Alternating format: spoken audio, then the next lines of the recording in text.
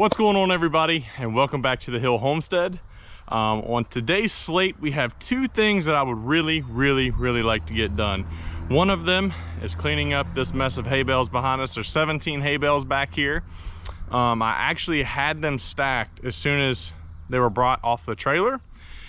And when I went into town to get a tarp, because they will not all fit in the barn right now, as I went into town to get tarps to cover them, by the time I came home, there was an absolute monsoon and they got soaking wet.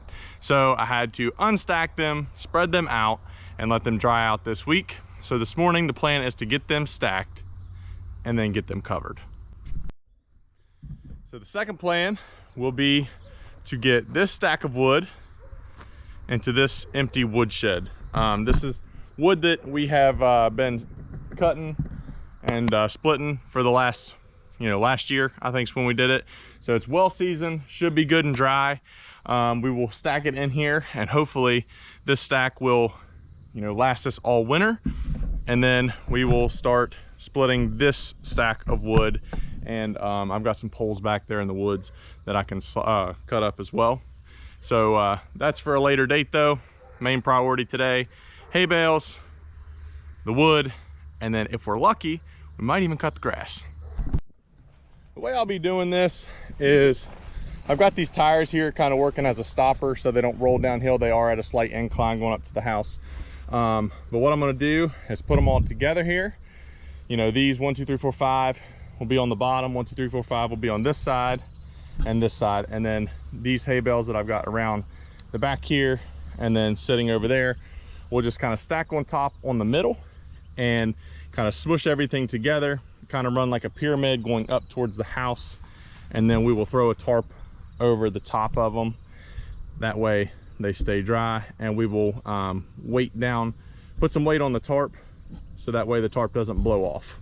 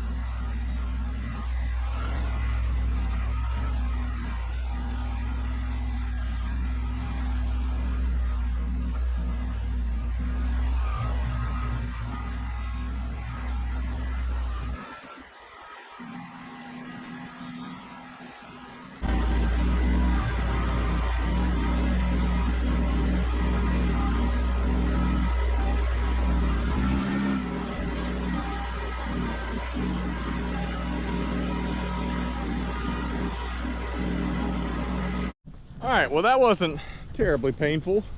So we've got, like I said, 17 bales of hay here. Went ahead and stacked them kind of in this pyramid scheme. They're pretty tight. I mean, some of them could probably be a little bit better, but they're stacked nonetheless. It really bugs me that I don't have an 18th bale right there to stack on top of that one. Might have to arrange that. Just some OCD kicking in right there. But other than that, we're just going to get some tarps and throw it over here. We do have some smaller tarps that we're going to try first, but otherwise we'll run out to our family friendly Harbor Freight, and they have some really big tarps for some really good prices. So we'll just run out and get those. Have some tires laying around, bricks, center blocks, things like that we can lay on this stuff, and keep the stuff dry throughout the winter. My only concern is the bottom. Keeping it on the ground, the moisture building up. So we might lose a little bit there on that first layer of hay on the bottom. But like I said, if we free up some space in the barn, this will fit, but currently it won't. And now for my workout of the day, which will be moving this stack into here. I haven't really decided. I thought about using the tractor bucket and just kind of making a mess. Just kind of move it over, but I may as well just take my time, take armfuls at a time, and just move it in there. And hopefully I run out of room in here and I'm able to go stack it up near the house and keep it dry up there for wintertime. Other problem that I'm realizing right now is that we have 1, 2, well, that one looks old, 3, 4, 5, 6, 7 bees nests, and they're not going to be happy with me by the end of this, so I might go ahead and get rid of those before trying to throw a bunch of wood in there and getting stung. But I'm going to try the wood first, and if I see that's not irritating them, I'm just going to leave them alone. Honestly, they've never bothered me before in there, and I've seen them in there, so we're just going to give it a shot. Well, folks, that didn't last long. I walked in there, was cleaning out the, you know, the little bit of stuff that was in there, trying to get it, the weeds and stuff out. And one of those bad boys got me right under the jaw. So those nests are going to be coming down before I start throwing wood in there. So we're going to work on that and try not to get stung again. When it hit me, I think I lost the AirPod though, so I'm going to have to find that. Oh! I swear to you, that wasn't staged. It was literally laying right beside my foot. So, all right, let's get these things knocked down. And if I had bee spray, I would use it, but I don't. So, I'm gonna use this stick here, once used to catch goat legs and pull them back so they can catch them. This will work.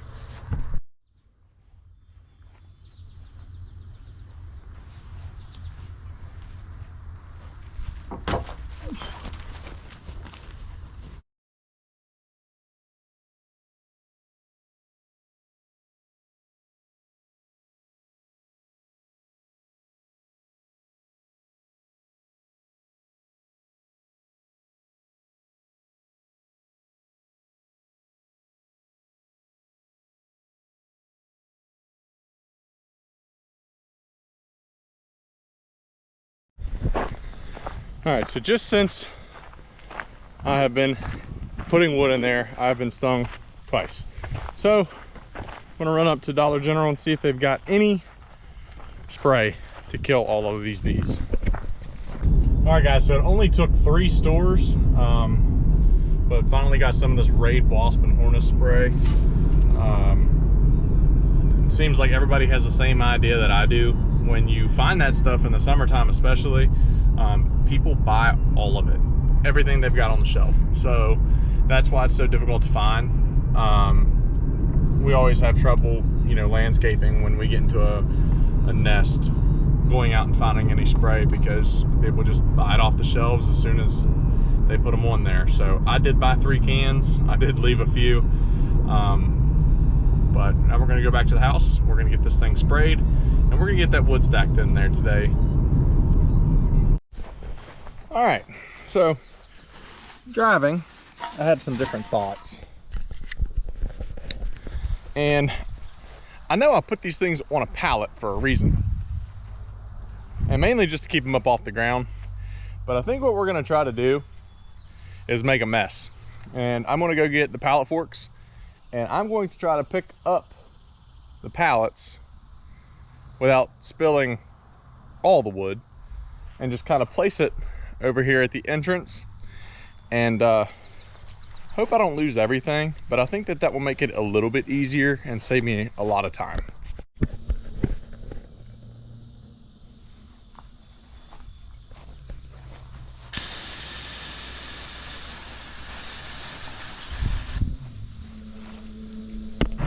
All right, we got the pallet forks on.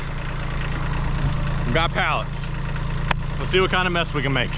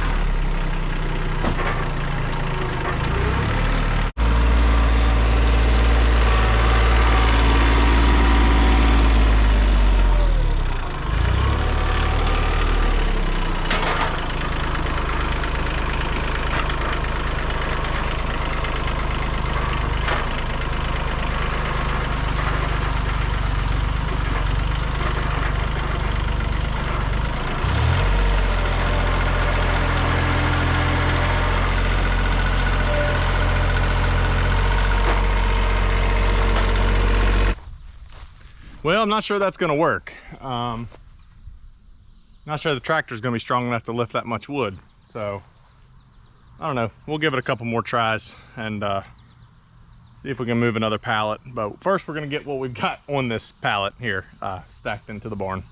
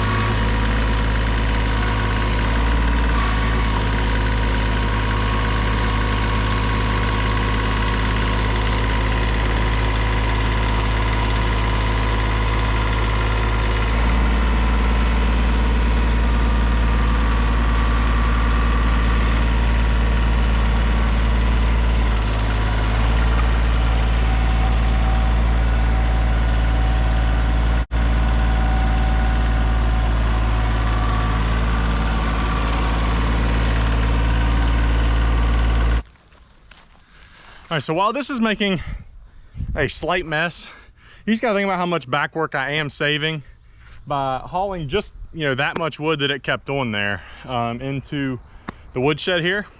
And what I'm doing is after I unload that pallet, what I'll do is I'll come back and I'll just stack this wood that's on the ground onto that pallet. That way it stays. I know the tractor's already got the pallet on there. And then I'll just back up and put the rest of this wood back in there and continue doing the same thing.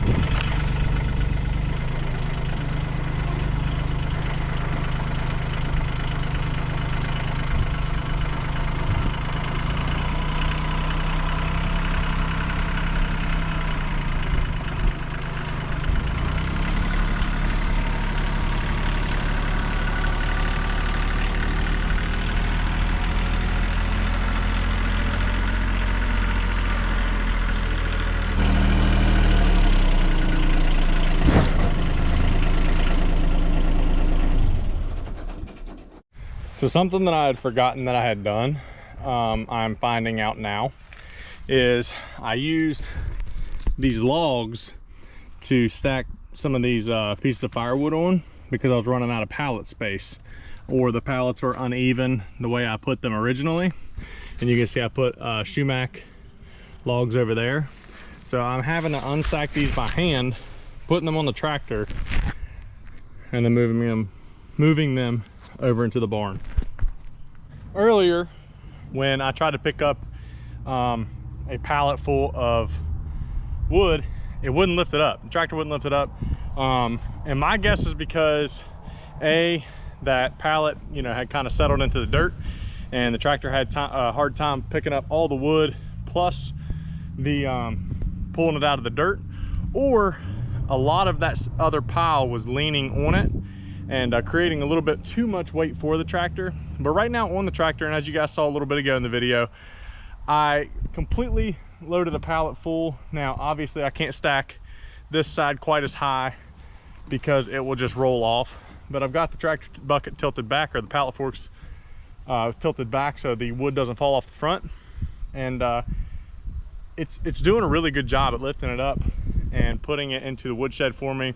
So while this is a smaller tractor, comparably speaking to your Kubotas, your Cat, your John Deere, this bad boy tractor has done absolutely everything I needed to do here on the farm, for the most part within reason,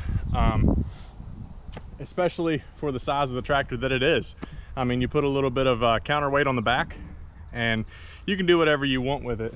And because of the way I stack these, it's making it pretty difficult to keep all the wood on there. But let me show you guys how easily this tractor, now I do move a little bit slower so I don't lose any wood, but the lift capacity, I'm not sure how much this weighs, a couple 100 pounds easily of wood. But like say, I just pull it right up here to the pile and I'm able just to stack it onto this pallet. And yes, I'm handling it twice, but it's saving me a lot of labor, a lot of back work. And if I can make my life easier out here in the sun, then that's exactly what I'm gonna do. But let me show you guys exactly how easy this thing will move this pallet.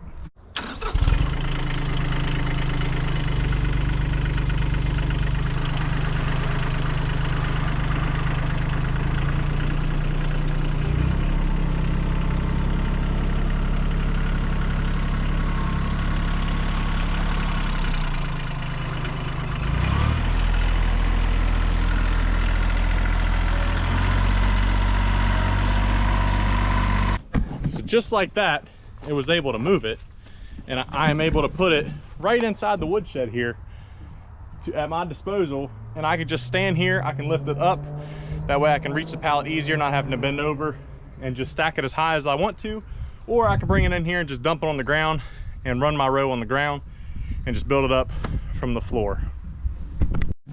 One piece of firewood that I think is very, very underrated and I don't see people use very often are treetops. I mean, it's a perfectly good piece of firewood that you don't have to split. All you have to do is cut it once and it burns just like the rest of it. So we always keep our treetops and stack them as best we can with the rest of the splittable wood, and we still burn it too. All right, so this is the last pallet of firewood that we have stacked up over here. This area is officially dirt, and those are old Shumac logs, like I explained earlier, how I use those to kind of replace the pallets and spots so that the wood wasn't in contact with the ground. But anyway, I'm going to go into the barn one last time, get this wood stacked, and try to go get that tarp to cover that hay. So we have officially finished the winter wood barn. This should be enough wood to get us through the entire winter. That's burning mainly morning, stocking it in the morning, burning it throughout the day, and then stocking it throughout the evening, and then right before bed, you know, stocking it full. This should get us through. This is more wood than we had last year, and we did burn through everything that we had last year, and we did not burn nearly as much as I would have liked to, but we have a whole another row, or well, another row and a half, as well as it's being stacked a little bit higher. This is probably just over 6 feet as far as the stacking goes, and then this last row obviously is where we ran out of wood. So like I say, this should get us through. I'm glad that that is out of the yard over here and in here to start drying out officially for burning season. Now we can get started on splitting for the next year, but that's for another time. But right now we are going to try to get over here, lay out these tarps that we got, and see if it's going to be enough to cover the hay that we have, because we want to keep that dry as well. Finally, we have tarped everything. The other camera died, so finishing up with this one. We've got a couple of pallets on top holding down the tarp, and pallets all around it to keep it down. If we are not successful with the pallets, we are going to go get some tires and throw it over, and if we need to add more tarps, we do have 2 extra tarps. But what we did was we covered this half with one tarp, the other half with another tarp, this I guess third of the entire thing with it going long ways over top of it. And then we just kind of put an end cap or like a topper on all of it for another tarp. So that way no water kind of goes down into the creases if those were to ever separate on top. So it would just kind of run off the cap up there. But this is officially done, unless the wind blows it off and we have to revisit it later on. All right, guys, I think that's going to do it for today's video. If you do not know this, if you guys are watching on a cell phone, just below our video, beside of our name, The Hill Homestead, if you slide over to the right of that, there is a little bell icon. And if you click on that, you can actually get notified on your phone when we upload a video. And you guys will be the first to know, and you'll be able to watch it as soon as they're uploaded and come hang out with us on whatever, you know, project or whatever particular video we're doing that day. But I think that's going to do it for this one. We did get 2 goals accomplished today that I wanted to do. The third one of cutting the grass did not get accomplished, but that's okay. We don't have that much rain and it's not growing that fast anyway, so that can be saved for another day. But for the rest of my evening, Des and I are actually going to try to go do a little date night, go watch a movie, and kind of relax the rest of our Saturday, which I hope you guys are doing that right now, watching our video. And then after this video, I hope you guys go back and watch some of our old ones. And maybe send them to a friend. Hopefully you guys find something helpful throughout the channel and something that might help somebody else. But like I say, that's going to do it for us. I'm going to go take a shower and we're going to go see what we can get into. Like I always say, if you guys haven't already, go ahead and like and subscribe to the channel. And thank you guys for hanging out with us. Your views mean a lot to us, and we do read every comment. So if there's something you guys would like to see, please reach out, let us know. And but yeah, thank you guys for watching. We'll see you next time.